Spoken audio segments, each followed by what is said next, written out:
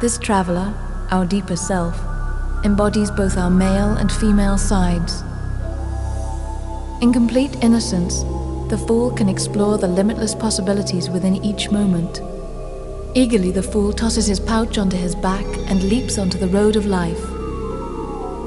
His first encounter is with the magician, master over the four elements of the physical world: fire, air, water, and earth. He fills the traveler's pouch with something of value, the fool's first awareness of power. Back to back with the magician stands the high priestess, who wields powers beyond that of the visible world. Hers is the etheric realm of inner and outer space. She offers the fool awareness of the connectedness of all things, and sends him forth to meet the Empress, who graciously greets him and places the gift of creativity in his bag. She is the life-giving, life-renewing impulse, the Earth Mother, who blends the elemental powers of the magician with the intuitive ways of the High Priestess. She introduces the fool to her consort, the Emperor, who commands the four corners of the Earth Kingdom she brings into being. He shares with our traveler the principle of order, the skill to structure and shape his own life, as well as influence the lives of others. The fool accepts the gift, but immediately comes face to face with the Hierophant, who claims moral authority above the Emperor. Although just a man, he aspires to give structure to the realm of spirit and places the gift of tradition in the magic pouch. The problem of being just a man, or a just man, is encountered upon entering the realm of the lovers. Here one is faced with the eternal dilemma of whether to make choices based on desire or on the dictates of society. Are our hearts clouded or pure? The lovers give him a bittersweet offering for his pouch. The fool escapes from the lover's dilemma in the chariot. Decisive action carries our hero forward as he fills his pouch with determination. He realizes that he alone must take control. Now he faces the greater challenges of the psychic plane. His next encounter is with a beautiful maiden. A lion rests at her feet. Her gift of strength carries with it the underappreciated power of gentleness.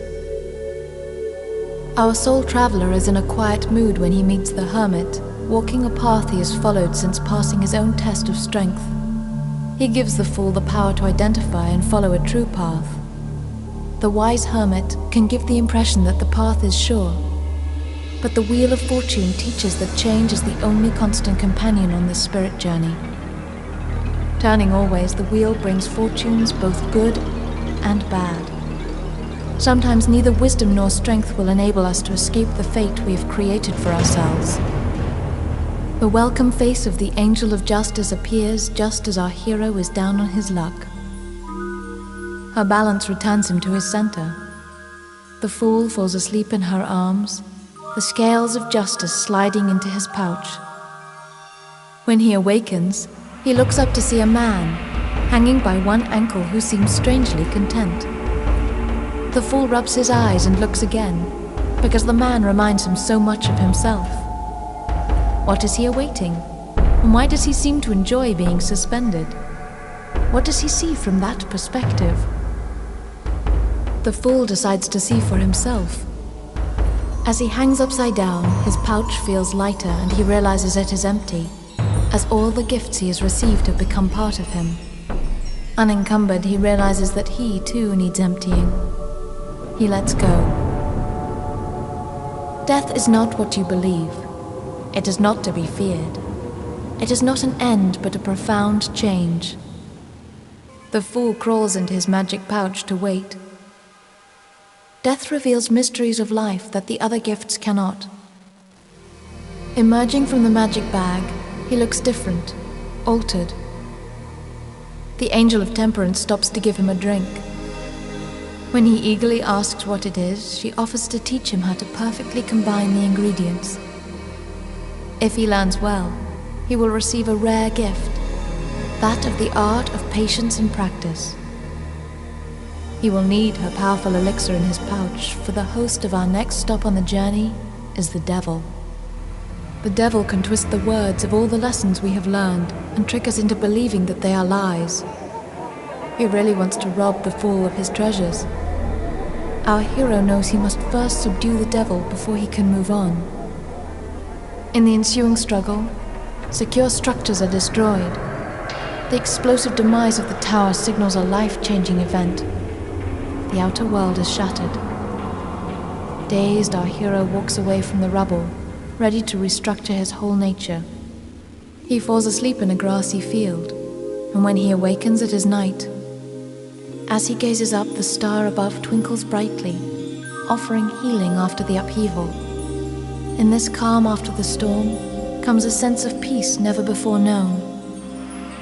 As he sees with his third eye for the first time, the fool discovers the star's true meaning, the unity of opposites. But the star is blazing too hot and burns out.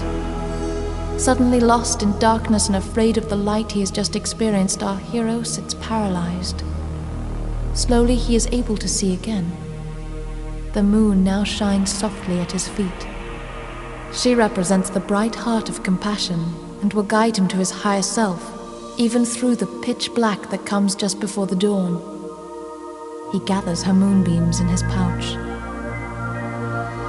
By morning, the star's light reappears and rises high in the sky, rekindled and reborn into a finer radiance. Here all the fool's new treasures have become part of his radiance.